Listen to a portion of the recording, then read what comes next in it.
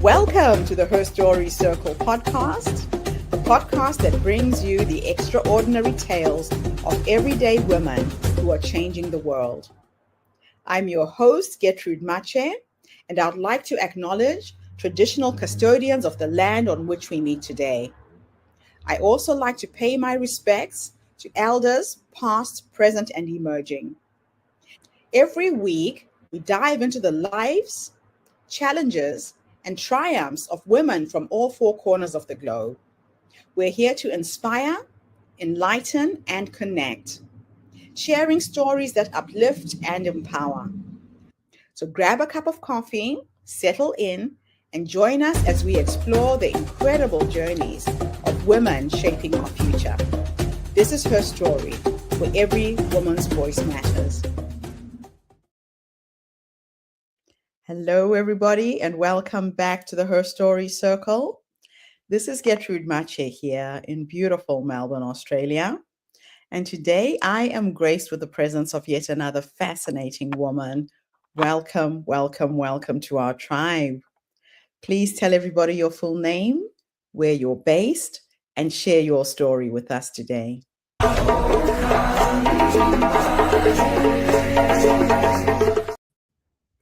My name is Jen Uschold, and I am in Alexandria, Virginia, in the United States.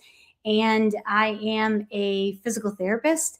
And my story begins in a conference room, super bright fluorescent lights.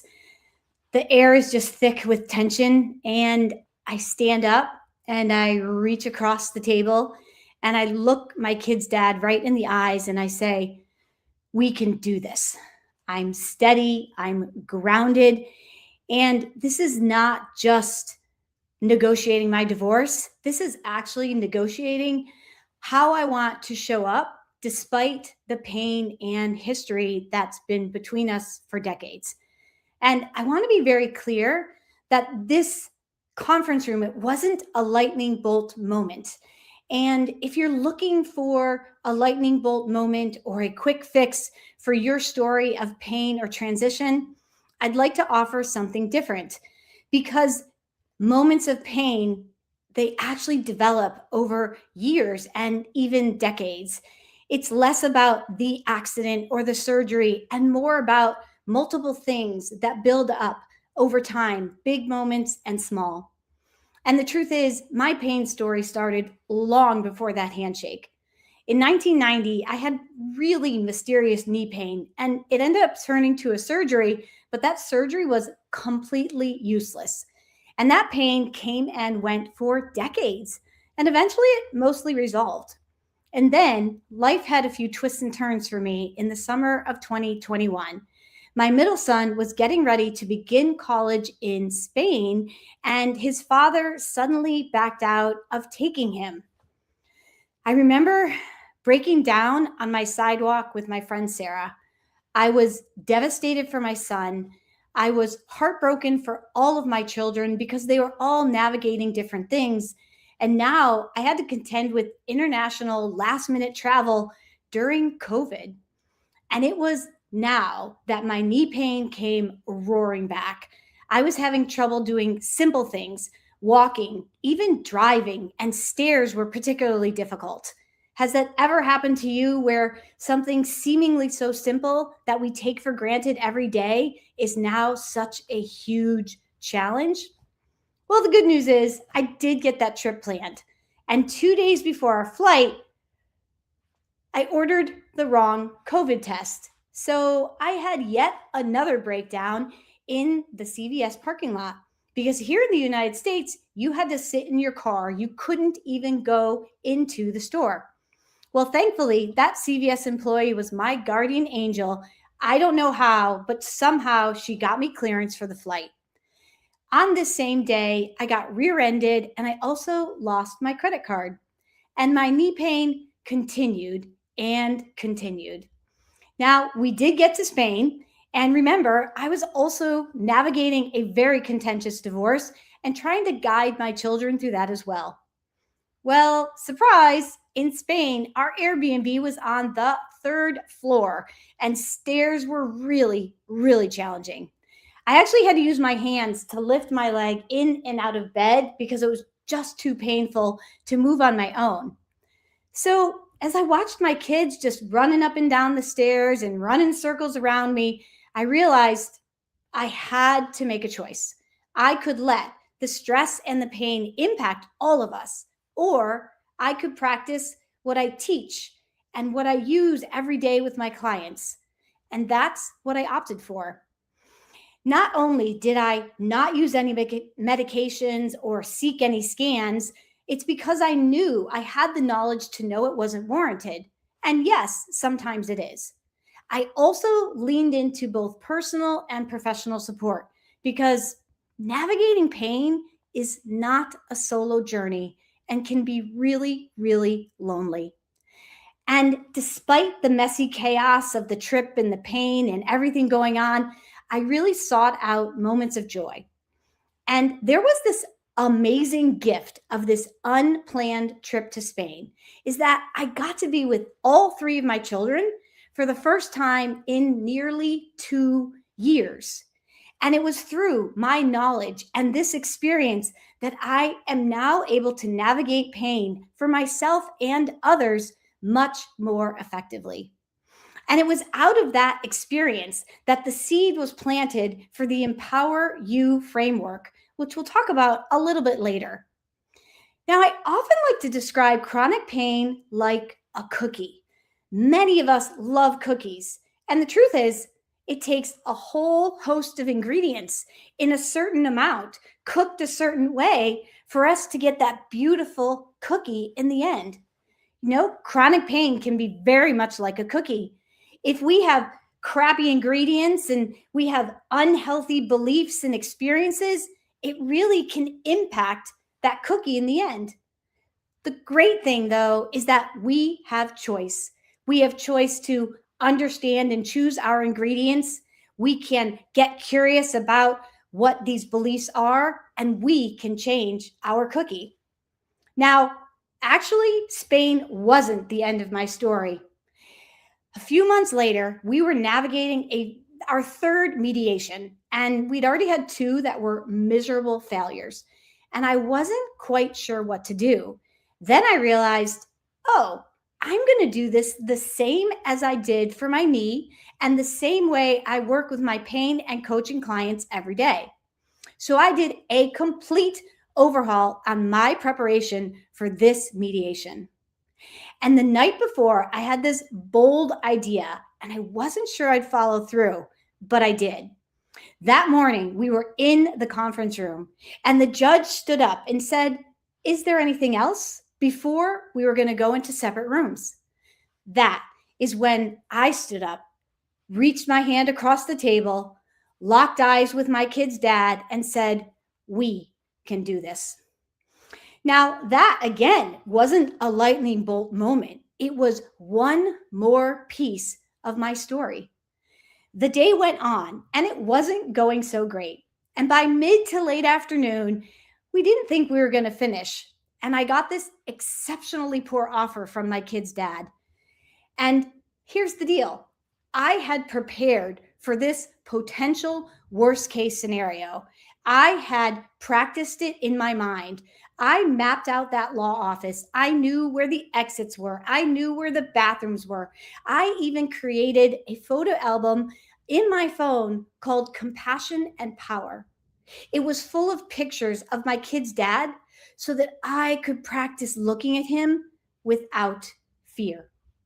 So when this metaphorical bomb got dropped, I knew what I was going to do. And I said to the judge and to my lawyer, if this is the hill that he wants to die on, I will respectfully walk out. And that, I'd like to tell you, was the beginning of the end of the mediation.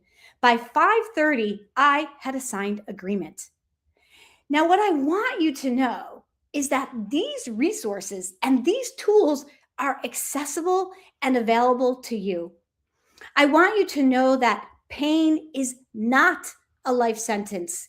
We have the science and the tools. It's also important to know that becoming pain-free is not the goal, because pain is really, really helpful. And out of that, the Empower You method, we know that we need to be educating people on how this works to help them change.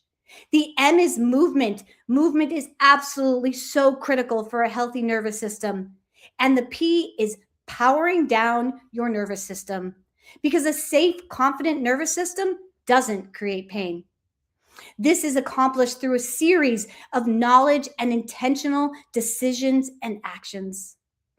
Pain didn't define me, and it doesn't define you either.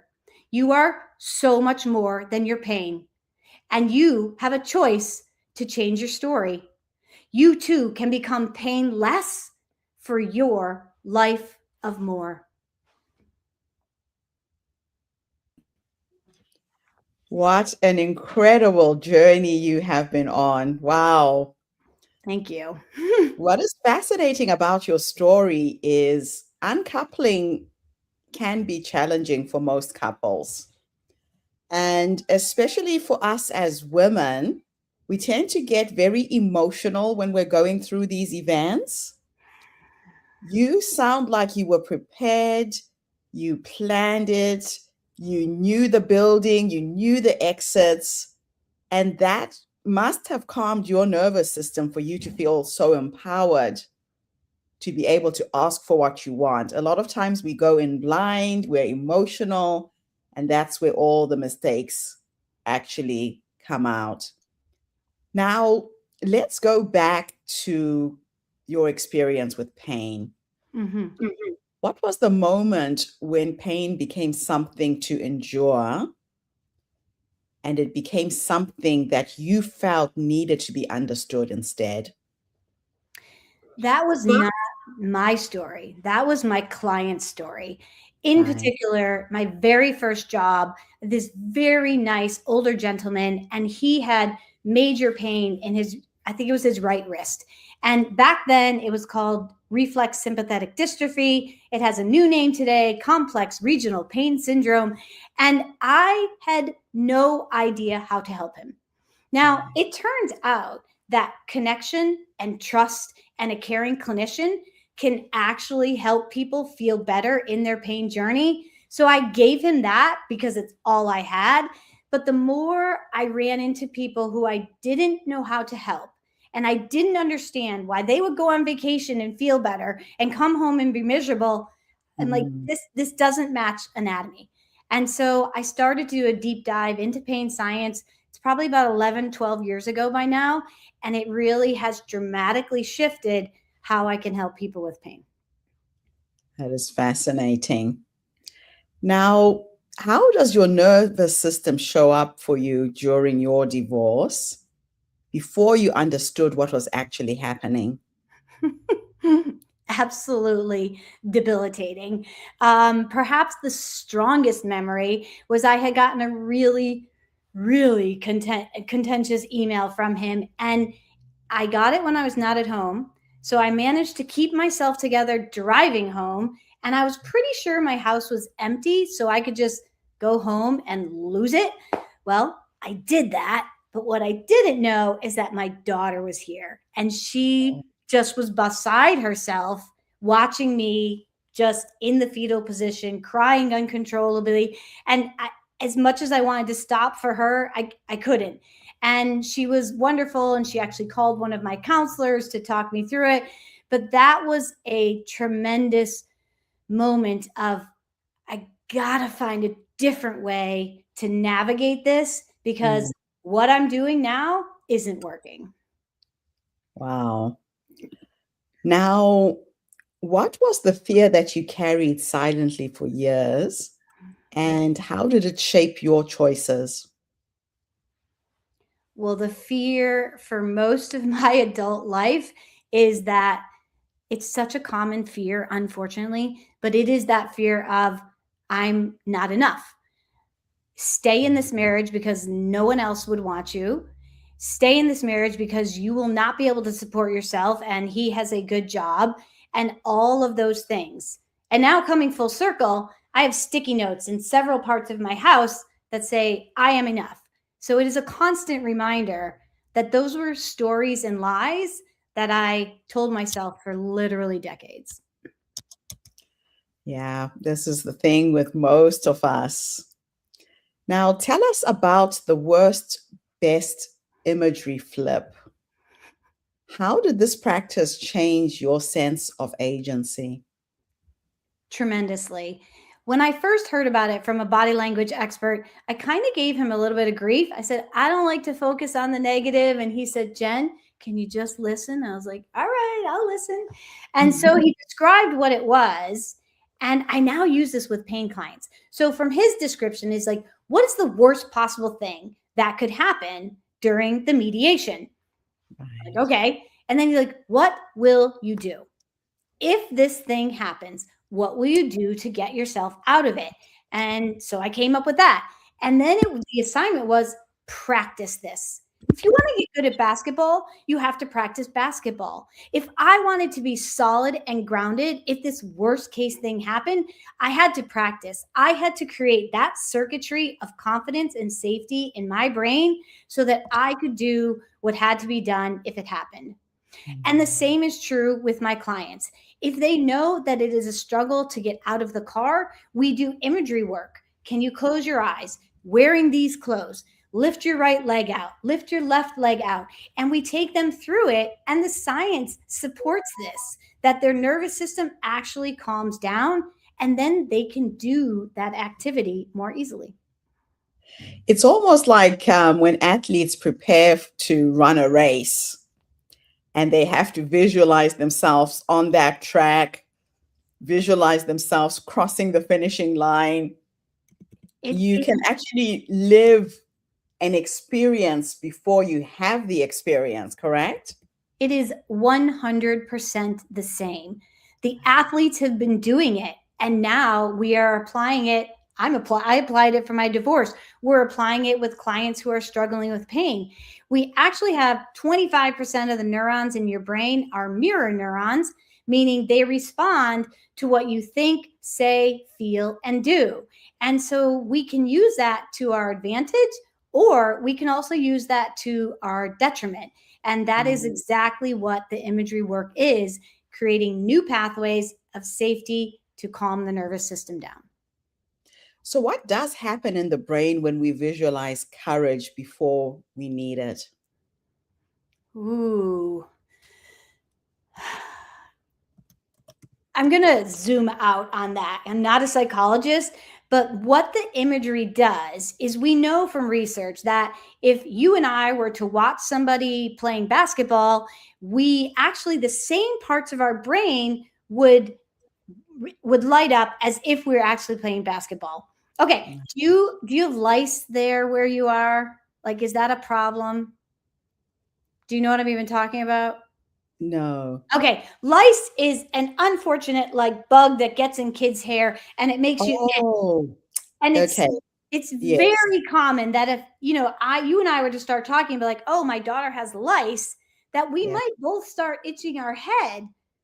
It's a real itch, but we Yeah. don't have lice. But that's how powerful these mirror neurons are. So now Okay. what we're doing here is we're just flipping it to visualizing and using every sensation possible, sight, sound, smells, all of it, so that we can literally create that pathway in our brain so we can quiet down the pathway of negativity and overwhelm and fear. Okay. That is fascinating. Now, in all of your work, you talk about reclaiming your story. How did reclaiming your story give you that silence that what did reclaiming your story give you that silence never could? Is everything too flippant of an answer? Um, it's been such a journey. The divorce was about we started about 5.5 or 6 years ago.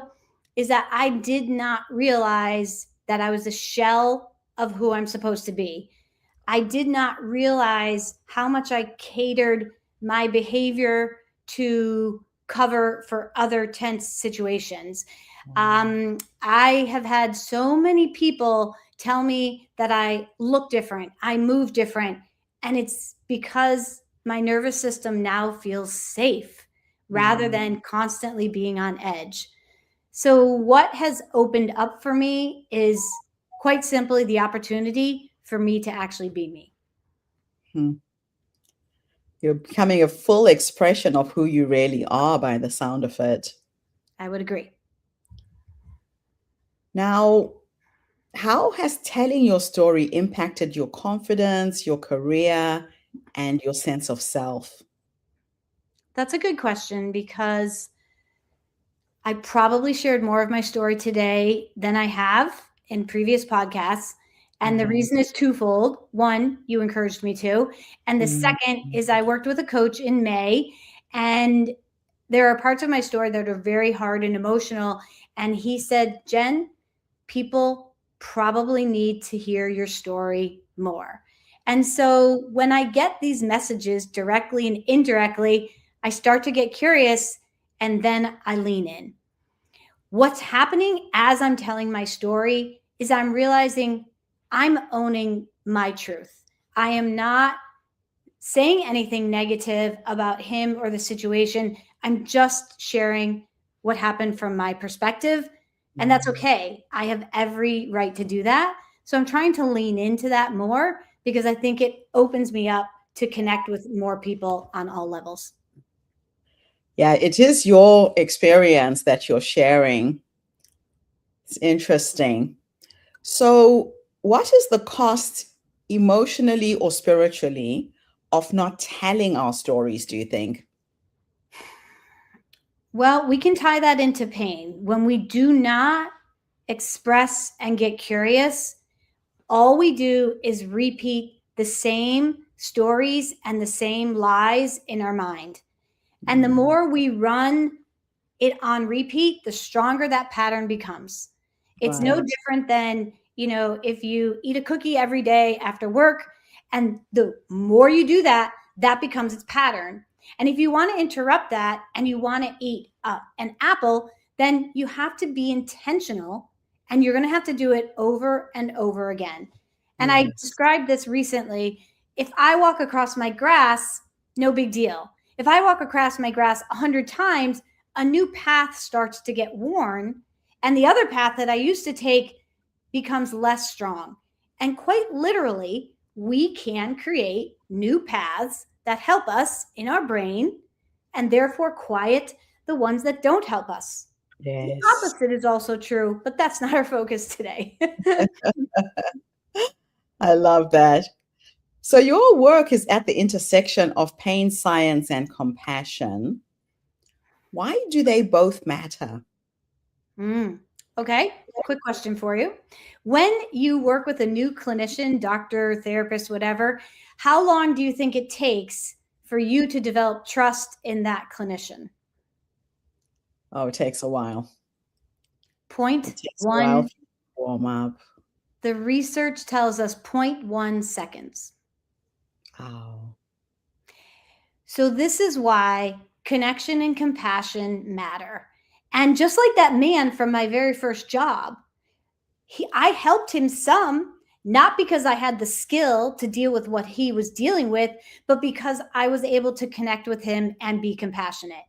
And it's quite fascinating. We have research that tells us a connected clinician often helps clients get better than the more skilled technical clinician. okay. Yeah, that is very true. That connection piece is everything really in healing. It really is. So, what does empowerment actually look like in the body and not just the mind? Hmm. What does empowerment look like in the body? Well, we cannot separate the body from the mind. And so we need to be addressing the brain to benefit the body and the brain. And we need to address the body to benefit the body and the brain. Yes. Empowerment looks like what you want it to look like. For me, I wanted it to be confident and courageous. Somebody else, they might want their empowerment to look like being adventurous. Somebody Mm. else, they might want it to be stepping back and not saying yes to everyone. So I think that's my answer for you is that empowerment is what you want it to be, that serves the goals you have. I like that. Now, when you look back at the woman you were before this transformation, what do you wish she had known about her own strength?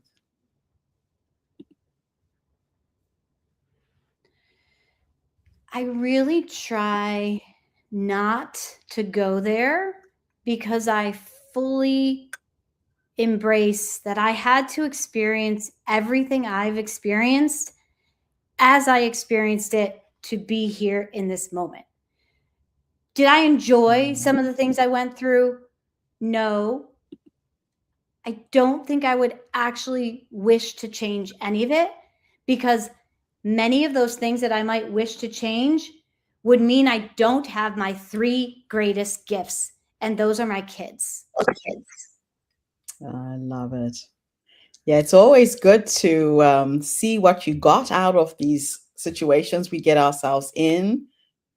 For me, that was the healing factor with my ex, especially when Mm-hmm. my grandson was born.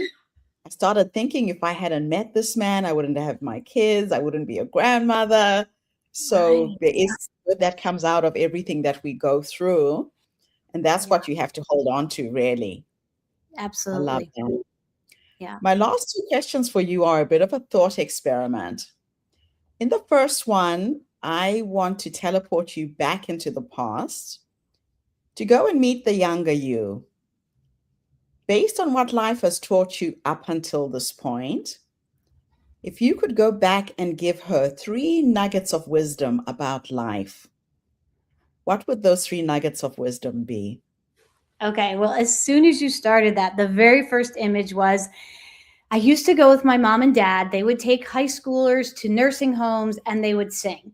And I was very, very shy. Hard to believe, I know. And I would literally hide under my mother's skirt. So, what I would tell that little girl hiding under the skirt is that life is safe and there are people who are here to keep you safe, and you will continue to learn how to create your own safety. And this is one life. Do you want to hide in your mom's skirt, or do you want to experience all that life has to offer?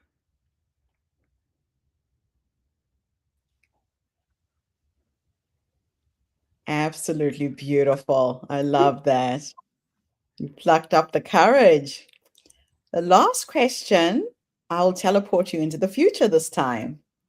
And we are going to go and meet the 90-year-old you. She's sitting in her rocking chair, surrounded by her children, her grandchildren, whoever's with you at the end.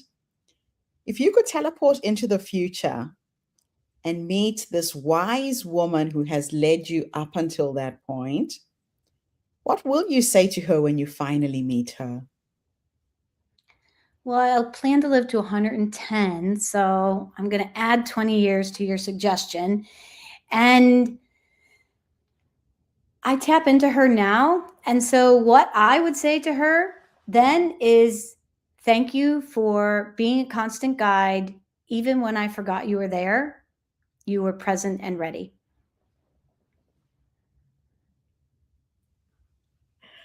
I love it. I love asking women that question because we forget that the wise woman is already in us, Mm-hmm. that she is that quiet voice that whispers and says, go left, go right, say yes, say no, it's time to leave. And sometimes we don't listen to her. Right. And we take a long time to make decisions that we shouldn't have made. So thank you for listening to your wise woman and Thank you. sharing her with us today. I'm like you, I play with the energy of who I am becoming. When I struggle and I'm finding that things aren't going the way that I want, I go into my meditation, my prayers, and I sit with her and I ask her, so what is the next step? And then I'll go to sleep with that question in my head. And I wake up in the morning, I'm in the shower, and I have those light bulb moments, those knowings that just drop into the ether, right? Yes, absolutely. Absolutely. Yeah. So I we remember need the her. very first time I went to visit her. She had one word for me, and she had a very long box. And in the long box was a single white rose, and the word was peace. And that was it. Oh, wow. That Mhm. is beautiful. That Yeah. is just beautiful. Now, is there anything else I should have asked you and I didn't? And how can people reach out to you for help? Well, I am very active on LinkedIn, my Jen Schwartz Uschold, and then also feel free to reach out to me on the website. Is there anything else? I do want people to know that pain is normal, such as when you put your hand on a hot stove. We want you to feel that pain because it is protective, but living in pain is not. And if you are living in pain, there is a way that we can help you change that. I love that. Jen, thank you so much for coming online and sharing your story with us today. It's been an absolute pleasure. Thank you. How you're empowering women. And thank you to everybody who tuned in. The Her Story Circle is not just a podcast. We're a social impact movement that brings you the stories and voices of women from all over the world. We share these stories to uplift you, to inspire you, to energize you, but most importantly, to help take you from where you are now to where you're trying to go. So tune in again tomorrow when I interview yet another amazing guest.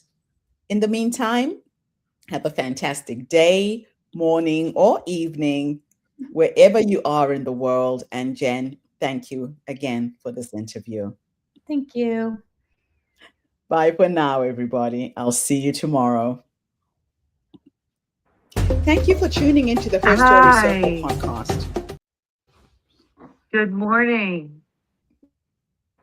Thank you for tuning into the Her Story Circle podcast. I hope today's story has inspired you to believe in the power of our stories and the difference you can make in the world when you use your voice. I'm Gertrude Mache, and it's been an honor to share this space with you, where voices from all walks of life come together to weave a rich tapestry of diverse perspectives. Don't forget to subscribe, rate, and review our podcast to help us share these stories with more listeners. Follow us on social media by looking for the Her Story Circle podcast for more updates. And join us tomorrow for another episode filled with courage, resilience, and empowerment. Remember, your story matters, and together we're building a stronger, more inclusive world. Until next time, keep making her story.